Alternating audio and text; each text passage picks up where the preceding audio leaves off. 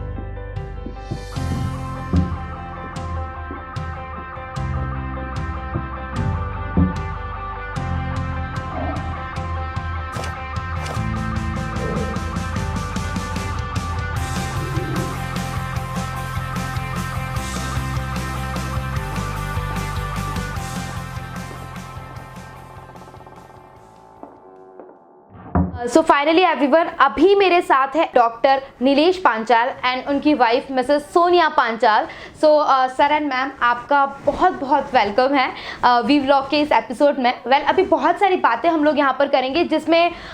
बच्चों को आप किस तरह से गाइड करते हैं उससे रिलेटेड मैं आपसे कुछ क्वेश्चंस पूछना चाहूँगी, ताकि हमारे व्यूअर्स जो भी इस वीडियो को देख रहे हैं उन्हें एटलीस्ट क्लियर हो जाए कि वो अपने करियर को लेकर या कोई भी फील्ड को चुनने में कितना ईजिली आपसे कॉन्टैक्ट करके अपनी फील्ड की ओर जा सकते हैं। तो पहला क्वेश्चन मैं आपसे यही करना चाहूँगी सर कि आप सभी को जो है करियर को लेकर गाइडेंस देते हैं,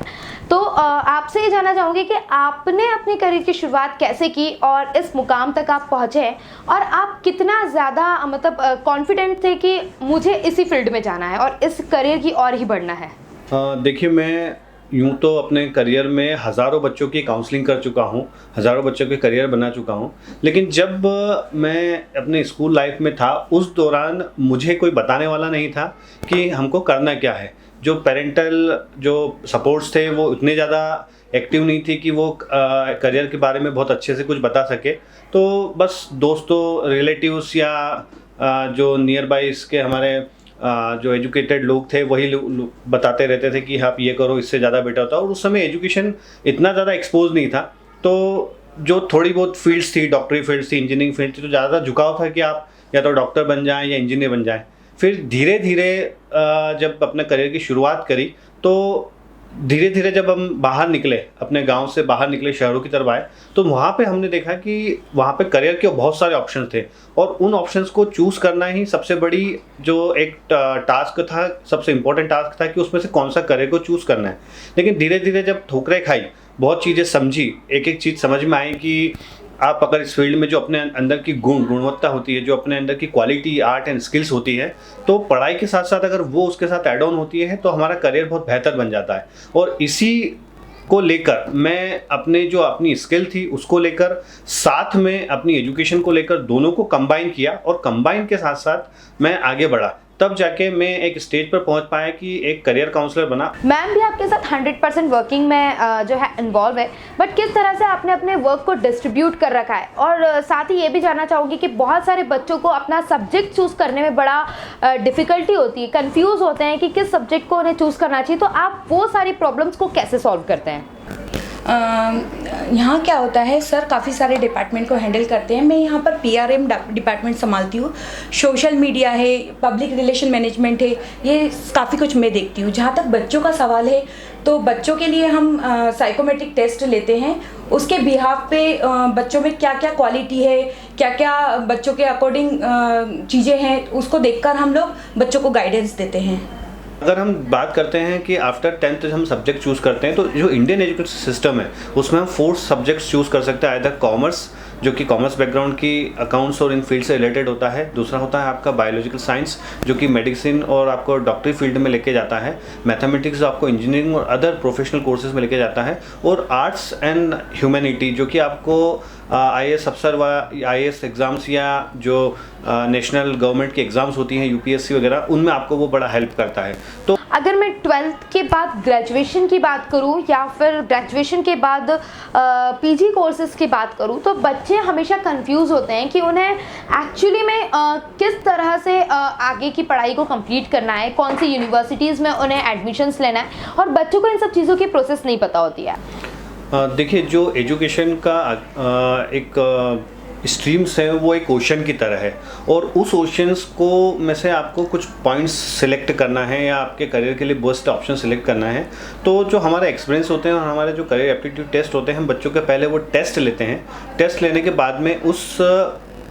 का जो रिज़ल्ट होता है उसके एनालिसिस करके हम बच्चों को उनके जो फ्यूचरिस्टिक करियर है उसको गाइड करते हैं, हेल्प करते हैं, और उनको एडमिशन गाइडेंस में हेल्प करते हैं इंडिया और अब्रॉड में। 500 से ज़्यादा यूनिवर्सिटीज़ में हमारा अब्रॉड में टाइप हो चुका है डिफरेंट सब्जेक्ट्स और डिफरेंट कोर्सेज़ को लेकर। अभी मैं अगर थोड़ी बहुत आपको बताना चाहता हूँ तो USA, Canada, UK, New Zealand, Australia, इन कंट्रीज़ में हमारे इंजीनियरिंग मैनेजमेंट के कोर्सेज जो हैं हम उसमें बच्चों को एडमिशन के लिए गाइड कर रहे हैं। साथ ही अगर MBBS अब्रॉड की बात की जाए तो Russia, China, Ukraine, Georgia, Kazakhstan, Philippines, Uzbekistan, इन कंट्रीज़ में हम मेडिकल के लिए बच्चों को बाहर अब्रॉड के लिए पहुँचा रहे हैं, जो कि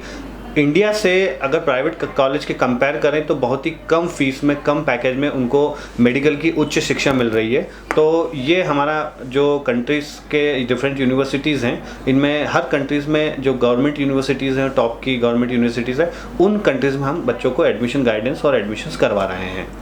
अगर मैं बात करूं कि 2006 से जो है आप अपने करियर की शुरुआत कर चुके हैं एंड नाउ 2021 तक आपने बहुत सारे अचीवमेंट्स जो हैं पा लिए हैं और उस मुकाम तक आप पहुंच चुके हैं, मगर ऐसे कौन से मोमेंट्स रहे हैं जो आपके लिए सबसे ज़्यादा बेस्ट रहे हैं और आपको इंस्पायर करते हैं कि मुझे अब इनसे ज़्यादा टास्क पूरा करना है और बहुत सारे बच्चों का मुझे ड्रीम पूरा करना है? वैसे तो 2006 से लेकर हम लोग सतत काम कर रहे हैं, लगभग 15 साल हो गए हैं और काफ़ी सारे अचीवमेंट अवार्ड मिल चुके हैं हम लोगों को। बट अभी रिसेंटली 2021 में नेशन बिल्डर अवार्ड हमें मिला है, जो हमारे लिए एक बिगेस्ट अचीवमेंट है। साथ ही इसी नेशन बिल्डर अवार्ड के जो मोटिवेशन हम समृद्धि इंटरनेशनल को मिला है, यही हम आगे बहुत कायम रखेंगे और नए टास्क और नई उम्मीदों के साथ में, नए बच्चों की काउंसलिंग के साथ हम समृद्धि इंटरनेशनल को बहुत ही आगे बढ़ाएंगे। इसी तरह से समृद्धि इंटरनेशनल जो है आगे हम अचीवमेंट्स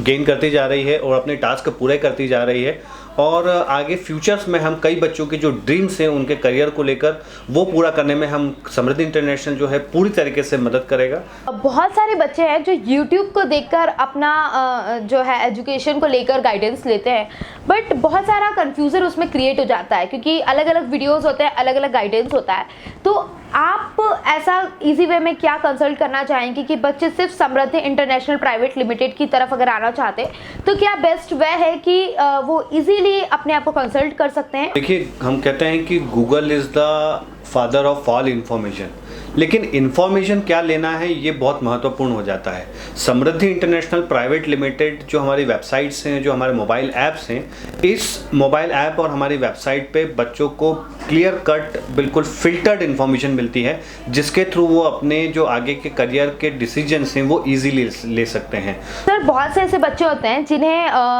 फॉरेन एजुकेशन के लिए एडमिशन्स लेने के लिए और इन इंडिया यूनिवर्सिटी में अगर एडमिशन लेने के लिए प्रोसेस नहीं पता होता है, बट अभी मैं बात करना चाहूँगी कि फॉरेन एजुकेशन के लिए अगर यूनिवर्सिटीज़ में एडमिशन लेना है तो उसका A to Z प्रोसेस क्या होता है? देखिए,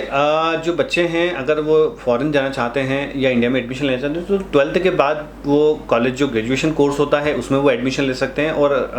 ग्रेजुएशन के बाद वो PG में डायरेक्टली कोर्स में एडमिशन ले सकते हैं। तो स्टेप्स अगर फॉरेन की बात करते हैं तो बहुत आसान होता है। सबसे पहले अगर बच्चे को फॉरेन में एडमिशन लेना है किसी भी यूनिवर्सिटी में तो सबसे पहले उसका पासपोर्ट होना बहुत कंपलसरी है। बिना पासपोर्ट के वो वहाँ पर अप्लाई नहीं कर सकता है। तो पासपोर्ट इंडिया में वो अप्लाई करेगा, 10 से 20 दिनों में उसका पासपोर्ट आ जाता है। अगर हम इसके बाद की बात करते हैं तो जो उसके 10-12 के जो डॉक्यूमेंट्स होते हैं या ग्रेजुएशन के जो डॉक्यूमेंट्स होते हैं उसके आधार पे हम यूनिवर्सिटीज़ में अप्लाई करते हैं। अप्लाई करने के बाद उनको वहाँ से उनके जो भी एलिजिबिलिटी क्राइटेरिया होता है उस एलिजिबिलिटी क्राइटेरिया के अकॉर्डिंग उन बच्चों को ऑफ़र लेटर जनरेट होता है और उस ऑफ़र लेटर के बाद में जब बच्चे को वो चीज़ें मिल जाती है तो उनका यूनिवर्सिटी इन्विटेशन लेटर जनरेट करती है और उसके बाद हम एडमिशन प्रोसेस को अप्लाई करते हैं। तो उसके लिए बहुत सारे document apostille, letter of recommendation, statement of purpose, ऐसी काफ़ी सारी चीज़ें लगती है और हम बच्चे को उन सारी चीज़ों में गाइड करते हैं। साथ ही अगर कोई यूनिवर्सिटी में एंट्रेंस एग्जाम्स भी लग रही है, लाइक IELTS हो गया या TOEFL हो गया या GRE GMAT हो गया, तो हम बच्चे को उस एग्ज़ाम्स के प्रिपरेशन के लिए भी काफ़ी गाइड करते हैं। और जो आखिरी में प्रोसेस रहती है वो वीज़ा प्रोसेस होती है। तो कई कंट्रीज़ के जो वीज़ा हैं वो बच्चों के इंटरव्यू के बाद में उनको मिलते हैं। तो उस इंटरव्यू को भी कंडक्ट कराने के, उनकी जो प्रिपरेशंस हैं कि इंटरव्यू कैसे होगा, उसमें भी हम लोग उनकी पूरी हेल्प करते हैं। तो समृद्धि इंटरनेशनल उनको एडमिशन स्टार्टिंग से लेकर उनका A to Z प्रोसेस को कंप्लीट करता है। अगर मेरे व्यूअर्स ये वीडियो देखकर आपके पास आते हैं और काउंसलिंग लेते हैं तो मेरे व्यूअर्स के लिए क्या ऑफर रहेगा कि समृद्धि इंटरनेशनल प्राइवेट लिमिटेड उन्हें ये ऑफर दे रही है? भी बच्चे हमारा ये वीडियो देख रहे हैं और वो अगर समृद्धि इंटरनेशनल पर करियर काउंसलिंग के आना चाहते हैं तो जो हमारा एक्सपर्ट करियर काउंसलर्स हैं, सीनियर काउंसलर्स हैं, और मैं खुद जो as a professional career counsellor हूँ। हम लोग आपको free of cost career counselling देंगे। साथ ही अगर आप फॉरेन में अगर समृद्धि इंटरनेशनल के थ्रू एडमिशन लेना चाहते हैं, तो अगर आपके जो एकेडमिक जो भी आपका एकेडमिक परफॉर्मेंस है उसके आधार पे समृद्धि इंटरनेशनल आपको कुछ स्कॉलरशिप प्रोवाइड करवाएगा। साथ ही वो यूनिवर्सिटी से भी आपको स्कॉलरशिप प्रोवाइड करवाने में बहुत बहुत मदद करेगा। सो एवरीवन, अगर आप भी अपने ड्रीम्स पूरे करना चाहते हैं तो जल्दी से समृद्धि इंटरनेशनल प्राइवेट लिमिटेड को विजिट कर लीजिए। इवन वेबसाइट और मोबाइल ऐप का सारा डिटेल आपको बायो पर मिल जाएगा, लिंक में मिल जाएगा। आपके ड्रीम्स पूरे करने के लिए समृद्धि इंटरनेशनल प्राइवेट लिमिटेड इंदौर में है और कई ब्रांचेस भी इसकी अवेलेबल है, जो आपको वेबसाइट पर पूरी डिटेल मिल जाएगी। गाइज, अगर आपको ये एजुकेशन से रिलेटेड एपिसोड पसंद आया हो और अगर आपको कुछ हेल्प हुई हो तो प्लीज़ मेरे channel vlog with anchor Roma Upadhyay को लाइक कर दीजिए, शेयर कर दीजिए एंड सब्सक्राइब कर दीजिए।